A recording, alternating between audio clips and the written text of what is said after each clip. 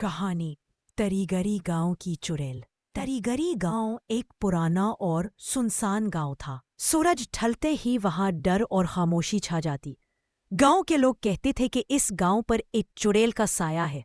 जो भी शख्स रात के वक्त बाहर निकलता वो कभी वापस नहीं आता। लोगों के दिलों में खौफ बैठ गया था। हर रात जैसे ही अंधेरा फैलता, गांव वाले अपने दरवाजे बंद करते और भागकर घरों में छुप जाते। आखिरकार एक दिन सबने मिलकर फैसला किया कि अब कुछ करना ही पड़ेगा। उन्होंने सोचा कि शहर से किसी हाफिज को बुलाया जाए जो कुरान की मदद से चुड़ैल को खत्म करे। चुनाचे एक नेक, बहादुर और पुरअज़्म हाफिज इरफान शहर से तरीगरी गांव पहुंचे।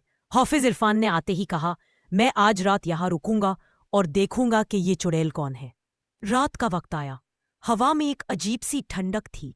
दरख्तों के पत्ते हिल रहे थे और फिजा में एक खौफनाक खामोशी फैली हुई थी। अचानक एक दरख्त से लंबे बालों वाली, सुर्ख आंखों वाली चुड़ैल उल्टी लटकी हुई नजर आई। उसकी खौफनाक हंसी पूरे गांव में गूंज उठी। हाफिज इरफान ने घबराए बगैर कुरान खोला और तिलावत शुरू कर दी। जैसे जैसे ही आयात की आवाज गूंजी, चुड़ैल की ताकत कमजोर होने लगी। वो जमीन पर गिर गई और लरफने लगी। चुड़ैल चीख कर बोली, बस हाफिज साहब, मुझे मुआफ कर दो, मैं अब किसी को नुकसान नहीं पहुंचाऊंगी। हाफिज इरफान ने कहा, ठीक है, लेकिन तुम्हें ये गांव हमेशा के लिए छोड़ना होगा।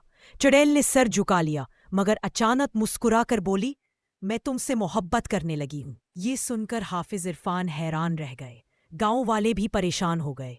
चुड़ैल ने जिद पकड़ ली, अगर तुमने मुझसे शादी ना की तो मैं फिर ताकतवर बन जाऊंगी। आखिरकार हाफिज इरफान को मजबूरी में शादी करनी पड़ी। चुड़ैल अब इंसान बन गई और शहर आ गई। शुरू में सब ठीक था, मगर चंद दिन बाद वो फिर अपनी चुड़ैल वाली फितरत में आने लगी। अब रोजाना हाफिज इरफान के घर जादुई चिमटा और उड़ती हुई चप्पलें चलती थी। पड़ोसी हंसते हुए कहते, यार, लगता है आज हाफिज साहब की बीवी फिर फुल पावर में है। आखिर में हाफिज इरफान मुस्कुरा कर बोले, भाइयों, बस एक बात याद रखो, कभी चुड़ैल को मोहब्बत ना हो जाए। अगर आपको मेरी वीडियो अच्छी लगी है और आप चाहते हैं कि मैं मज़ीद ऐसे वीडियो देखूं, तो आप मेरा चैनल सब्सक्राइब कर दें। शुक्रिया।